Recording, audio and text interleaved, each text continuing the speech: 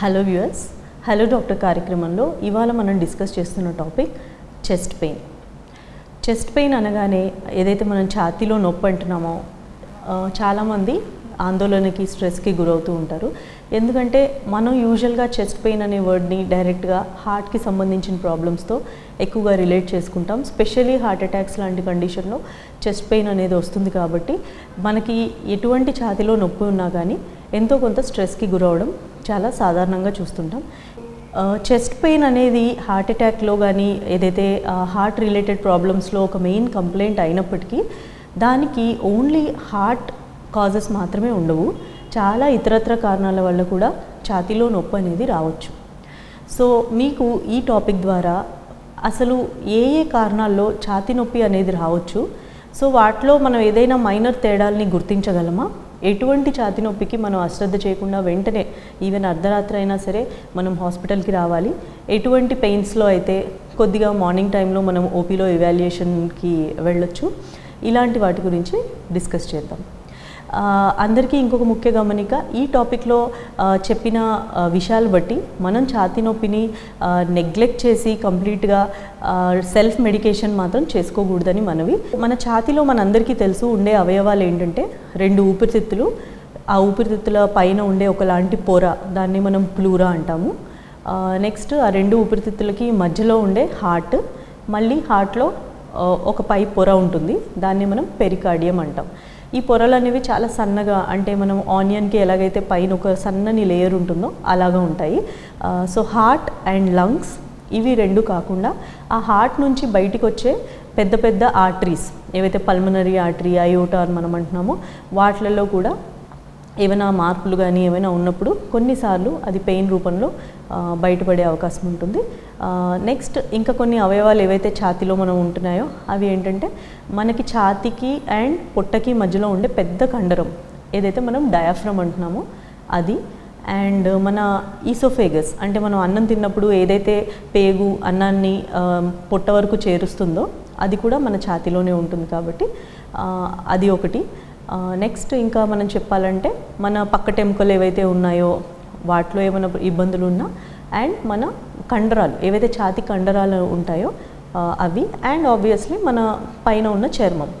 So ఇప్పుడు చెప్పిన ఈ వెయిట్లో కానీ ఏదైనా ఇబ్బంది తలెత్తినప్పుడు అది ఛాతీ నొప్పి రూపంలోనే బయటపడవచ్చు. అలాగే కొన్నిసార్లు రెఫర్డ్ పెయిన్స్ అంటాం. అంటే వీటి అర్థం ఏంటంటే ఆ అవయవం అక్కడ లేదు, ఇంకెక్కడో దూరాన ఉన్నప్పటికీ అందులో ఏదైనా ఇబ్బంది తలెత్తినప్పుడు వేరే దూరంగా ఉన్న ఇంకొక ప్లేస్లో నొప్పి అనేది రావచ్చు. అలాంటి ఒక అవయవమే మన గాల్ బ్లాడర్. ఏదైతే మనం లివర్ కింద ఏదైతే మన గాల్ బ్లాడర్ ఉంటుందో అందులో ఎప్పుడైనా ఏదైనా మార్పులు ఉన్నప్పుడు కొన్నిసార్లు అది రిఫ్లెక్టెడ్ పెయిన్ కింద మన ఛాతీలోకి రావచ్చు. సో ఇప్పుడు బ్రీఫ్గా మనం ఇక్కడ ఉన్న అవయవాలు ఏంటి అన్నవి తెలుసుకున్నాం. కాబట్టి అవి ఎటువంటి ఇబ్బందికి గురైనప్పుడు ఛాతీ పెయిన్ రావచ్చు చూద్దాం. చర్మం దాటిన తర్వాత నెక్స్ట్ మనకు వచ్చే అవయవాలు ఛాతీ కండరాలు. సో ఈ ఛాతీ కండరాల్లో మనకి ఏవైతే ఉన్నాయో అందులో ఏదైనా వైరల్ ఇన్ఫెక్షన్స్ వల్ల ఓవరాల్ బాడీ అన్ని కండరాల్లోనూ మనకు నొప్పులు వస్తున్నాయి.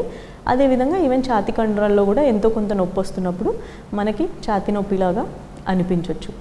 బట్ ఇది కొంచెం డిఫ్యూజ్గా, అంటే మనం ఒక పర్టికులర్ ఏరియాలో నొప్పి అన్నట్టుగా కాకుండా అంతా ఛాతీలో కొద్దిగా ఇబ్బందిగా ఉన్నట్టుగా, కొద్దిగా నొప్పులు ఉన్నట్టుగా మనకి తెలిసే అవకాశం ఉంటుంది. మూడోది ఏదైనా స్ట్రెయిన్ అయినప్పుడు ఆ పర్టికులర్ మజిల్స్ కానీ, అంటే చిన్నపిల్లలు కొన్నిసార్లు చాలా ఎక్కువగా ఆడేసినప్పుడు, గంతులు వేసినప్పుడు, లేకపోతే కింద పడి కొట్టుకున్నప్పుడు, అలాంటప్పుడు కొన్నిసార్లు కండరాలు అన్నవి పట్టేయడం కూడా జరుగుతుంది. సో అటువంటి టైంలో వాళ్ళకి స్పెసిఫిక్గా ఆ పర్టికులర్ సైడ్ మాత్రమే బాగా ఛాతీ నొప్పి వస్తున్నట్టుగా అనిపించే అవకాశం ఉంటుంది. అండ్ నెక్స్ట్ మనం చూడాల్సింది పక్కటెముకలు. సో పక్కటెముకలు అండ్ మన మెయిన్ ఛాతీ బోన్ ఏదైతే స్టర్నమ్ అంటామో ఆ 2 జాయిన్ అయ్యే ఏరియాని కార్టిలేజ్ అని ఒక చిన్న పదార్థం ఉంటుంది. దాంట్లో కొన్నిసార్లు ఇన్ఫ్లమేషన్ కానీ వాపు కానీ ఉన్నప్పుడు కూడా మనకి ఆ పర్టికులర్ ఏరియాలో చాలా నొప్పిగా అనిపించవచ్చు. నెక్స్ట్ ఇంకా కొంచెం కిందికి వెళ్తే మనకి ఊపిరితిత్తులు అనేవి ఉంటాయి. సో ఇందాక నేను చెప్పినట్టు ఊపిరితిత్తుల మీద ఒక సన్నని పొర, ప్లూరా అని ఉంటుంది. సో ఎప్పుడైతే ఈ ప్లూరాలో ఏదైనా వాపు లోపల ఏమైనా ఇన్ఫెక్షన్ వల్ల ఇంకేదైనా కారణం వల్ల అది ఎర్రగా వాయడం కానీ అలా జరిగినప్పుడు దాన్ని కూడా మనం పెయిన్గానే పర్సీవ్ చేస్తాం. అలాగే లోపల అండర్లయింగ్ ద ప్లూరా ఏదైనా ప్రాబ్లం ఉన్నప్పుడు, అంటే లంగ్ లోపల భాగంలో ఏదైనా ఇన్ఫెక్షన్ అది ఉన్నప్పుడు, యూజువల్గా లంగ్ లోపల ఇన్ఫెక్షన్స్కి మనకి నొప్పి అనేది రాదు.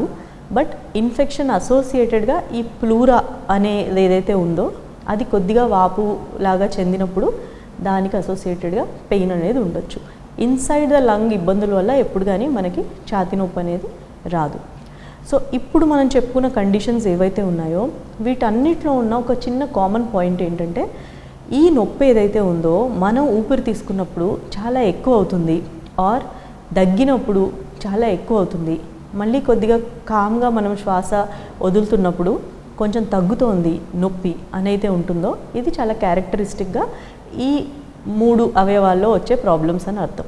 అంటే ఎముకలు కానీ, కండరాలు కానీ, లేకపోతే ప్లూరాలో ఉన్న ప్రాబ్లమ్స్ ఎప్పుడు కానీ దగ్గినప్పుడు లేదా గట్టిగా గాలి పీల్చుకున్నప్పుడు ఎక్కువ అవుతాయి. ఎందుకంటే అవి ఇంకొంచెం ర్యాపిడ్కి గురవుతూ ఉంటాయి మనం గాలి పీల్చుకున్నప్పుడు. కాబట్టి ఆ టైంలో డెఫినెట్గా ఆ పెయిన్ అనేది ఎక్కువ ఉంటుంది. చాలామంది క్లియర్గా చెప్పగలుగుతారు, అంటే ఊపిరి లాక్కుంటున్నప్పుడు నాకు పెయిన్ చాలా ఎక్కువ అవుతుంది, కొంచెం ఊపిరి వదిలేస్తున్నప్పుడు నాకు ఫ్రీగా ఉంటుంది అని.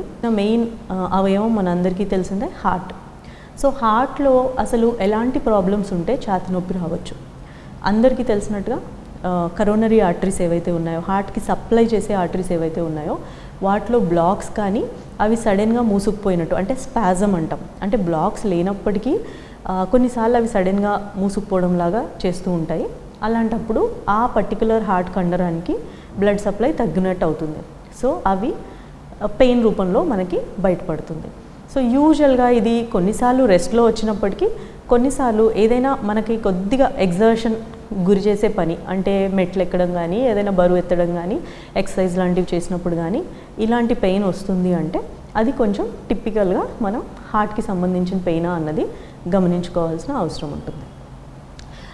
నెక్స్ట్ ఛాతీ పెయిన్లో హార్ట్లోనే, బట్ ఛాతీ పెయిన్కి ఇంకేదైనా వేరే కారణం ఉండొచ్చా ఈ హార్ట్ బ్లాక్స్కి సంబంధించినవి కాకుండా? అంటే ఇందాక చెప్పినట్టు హార్ట్ పై పొర ఏదైతే ఉందో పెరికార్డియం, అందులో కూడా ఎప్పుడైనా ఇన్ఫ్లమేషన్ ఆర్ ఇన్ఫెక్షన్ చేరినప్పుడు ఫస్ట్ సైన్ కొంచెం ఛాతీ నొప్పి, ఛాతీలో మంటలాగే అది మొదలయ్యే అవకాశం ఉంటుంది. ఇంకొక థర్డ్ కారణం చెప్పాలంటే, కొన్నిసార్లు ఈ హార్ట్ ఏదైతే left side of the heart ఉందో అక్కడ నుంచి మనకి మంచి బ్లడ్, అంటే ఆక్సిజన్తో నిండిన బ్లడ్ అంతా అయోటా ద్వారా మొత్తం బాడీకి సరఫరా అవుతూ ఉంటుంది. సో ఈ హార్ట్కి అయోటాకి మధ్యన ఉండే ఒక తలుపు లాంటిదే, అంటే వాల్వ్ ఏదైతే ఉందో అది మనం అయోటిక్ వాల్వ్ అంటాము. ఇది ఉండాల్సిన మేర కన్నా చాలా మూసుకుపోతున్నట్టు అవుతుంటే దాన్ని మనం అయోటిక్ స్టెనోసిస్ అంటాం. అంటే ఇంత ఉండాల్సిన హోల్ సడన్గా ఇంతవరకు బిగిసిపోతున్నట్టుగా అవుతుంది. దానికి కారణాలు వేరే వేరే ఉండొచ్చు. అంటే అది పుట్టుకతో వచ్చిందై ఉండొచ్చు, లేకపోతే పెద్దయ్యాకు వచ్చింది ఉండొచ్చు, కాల్షియం డిపాజిట్స్ వల్ల ఉండొచ్చు, ఇంకేదైనా ఇతరత్ర కారణాల వల్ల ఉన్నా కానీ సిమ్టమ్ మాత్రం యూజువల్గా ఏదైనా పని చేస్తున్నప్పుడు సడన్గా చెస్ట్ పెయిన్ రావడం అనేది వీళ్ళలో క్లాసికల్ సిమ్టమ్ కింద మనం చెప్తూ ఉంటాం. అలాగే కొన్నిసార్లు హార్ట్ కండరాలు విపరీతంగా వాపు చెందిన కేసెస్ ఉంటారు. వాళ్ళలో కూడా, అంటే మనం హైపర్ట్రోఫిక్ కార్డియోమైపతి అంటాం, అలాంటి వాళ్ళలో కూడా ఇలా ఏదైనా ఎక్కువ పని చేసినప్పుడు ఆ కండరాలకి సరిపడా బ్లడ్ వెళ్ళలేకపోవడం వల్ల ఆర్ సప్లై కొంచెం తగ్గడం వల్ల, బ్లడ్ సప్లై ఆ హార్ట్ మజిల్కి, వీళ్ళకి కూడా నొప్పి రూపంలో బయటపడవచ్చు.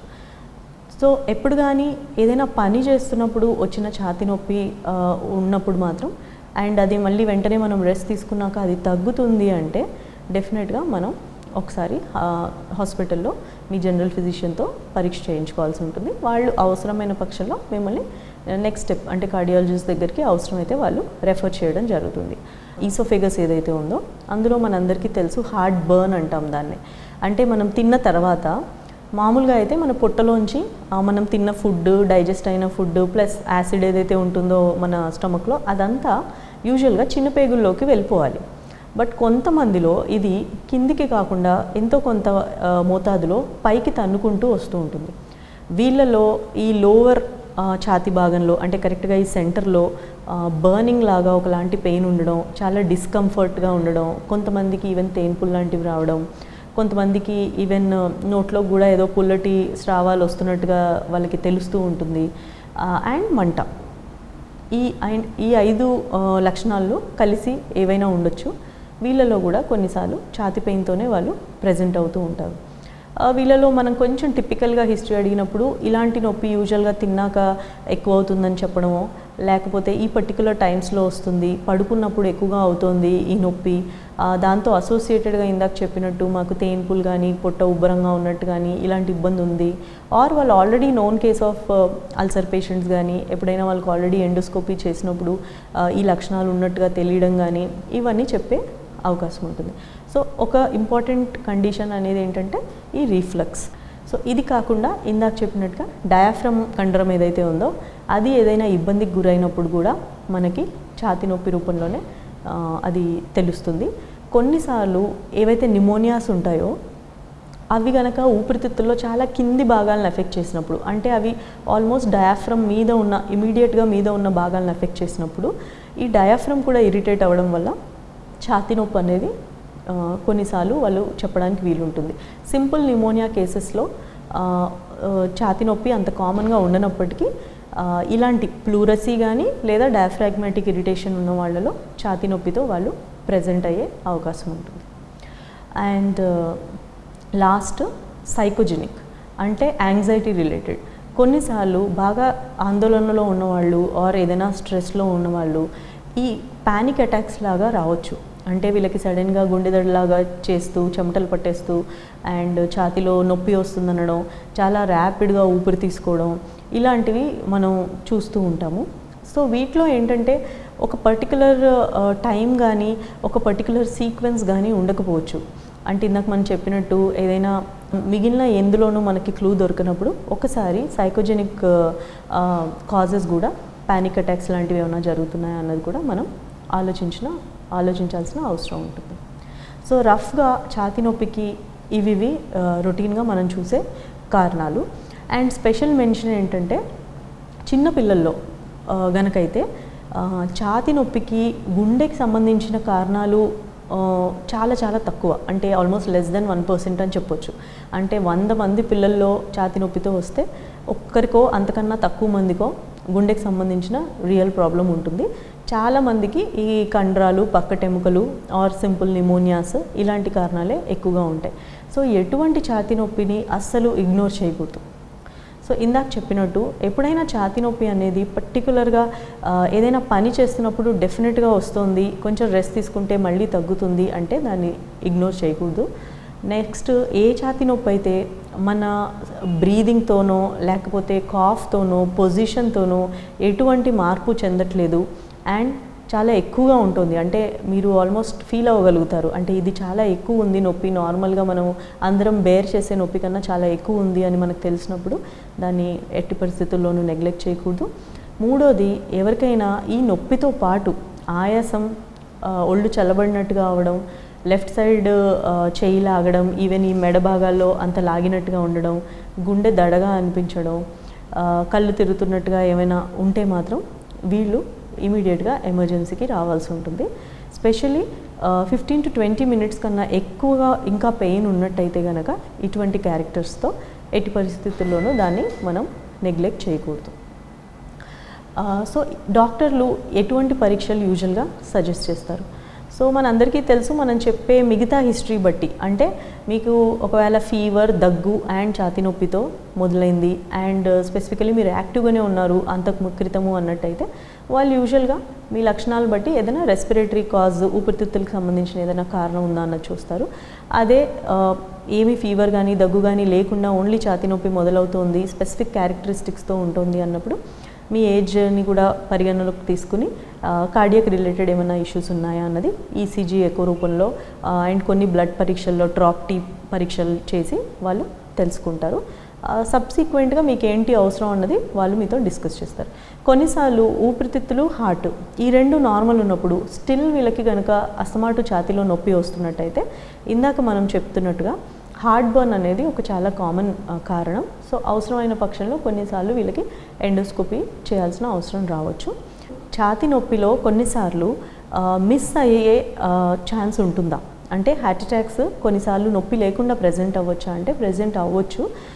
స్పెషల్లీ ఎవరికైతే మనందరికి తెలుసు నొప్పి అనేది నర్వ్ ఎండింగ్స్ ద్వారా మన బ్రెయిన్కి కండక్ట్ అవుతుంది సెన్సేషన్, అలాగే మనం పర్సీవ్ చేస్తున్నాం. సో ఎవరికైతే ఈ నరాల పనితీరు సరిగా లేదో వాళ్ళలో ఈవెన్ దో అక్కడ ఒక ప్రాబ్లం జరుగుతున్నా వాళ్ళకి నొప్పి అనేది బయటికి తెలియకపోవచ్చు. సో స్పెషలీ మనం చాలా ఏళ్ళుగా ఉన్న డయాబెటిక్స్లో కొన్నిసార్లు డయాబెటిక్ న్యూరోపతి అనే కండిషన్లో ఇలా పెయిన్లెస్ హార్ట్ అటాక్స్ని కూడా కొన్నిసార్లు చూస్తూ ఉంటాం. యూజువల్గా చాలామంది చేసేది ఏంటంటే ఐదర్ నొప్పి వస్తున్నప్పుడు అంటే చాలా ఎక్కువగానే నొప్పి వస్తుంది కానీ నాకు ఎందుకు వస్తుందిలే హార్ట్ రిలేటెడ్ ప్రాబ్లం అని అతిగా అశ్రద్ధ చేసేవాళ్ళు ఉంటున్నారు.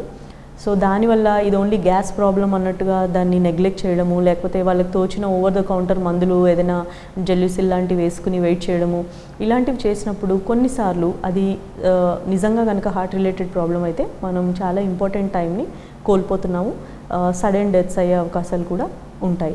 స్పెషల్లీ కొంచెం చిన్న ఏజ్ గ్రూప్లో మనం వీటిని చూస్తూ ఉంటాం. అంటే కొంచెం young people like maybe 30 to 50 మధ్యలో ఉన్నోళ్ళు మా ఏజ్లో మాకు హార్ట్ అటాక్ ఎలా వస్తుందిలే అన్న ధీమాతో కొన్నిసార్లు నొప్పిని ఇగ్నోర్ చేయడం జరుగుతుంది. సో ఒకసారి వెళ్ళి ఈసీజీ చేసుకోవడం వల్ల మనకి నష్టం ఏమీ లేదు. సో మీకు దగ్గరలో ఉన్న కొంచెం ఎమర్జెన్సీ సెంటర్లో పెయిన్ కనుక కొద్దిగా సివియర్గా వస్తున్నట్టయితే అశ్రద్ధ చేయకుండా ఈసీజీ తీయించుకోవడం మంచిది. అలాగే ఇంకొక గ్రూప్ ఎవరికైతే ఛాతీలో ఆల్మోస్ట్ అంటే హార్ట్లో ఏమీ మేజర్ ప్రాబ్లం కనబడకపోయినా ఆందోళన వల్ల అంటే ఈ మాటికి ఛాతీ నొప్పి రిలేటెడ్ టు హార్ట్ అటాక్ అన్న పదాలు మనం వినడం వల్ల వీళ్ళు ఒక రకమైన ఆందోళనకు గురయ్యి ఎంత చిన్న నొప్పి ఉన్నా అది దాన్ని అతిగా పర్సీవ్ చేసుకుంటూ అతిగా దాని గురించి ఆలోచిస్తూ స్ట్రెస్ ఫీల్ అయ్యే గ్రూప్ కూడా ఇంకోటి ఉంటుంది. సో అటు అతిగా కాకుండా అలాగని పూర్తిగా అశ్రద్ధ చేయకుండా ఒక బ్యాలెన్స్తో మనం కొంచెం సమయంతో ఆలోచించి మీకున్న సిమ్టమ్స్ని మీరు కనుక మీ డాక్టర్కి కరెక్ట్ వేలో ప్రజెంట్ చేయగలిగితే వాళ్ళు సరైన డైరెక్షన్లో మిమ్మల్ని ట్రీట్ చేసే అవకాశం ఉంటుంది. Thank you.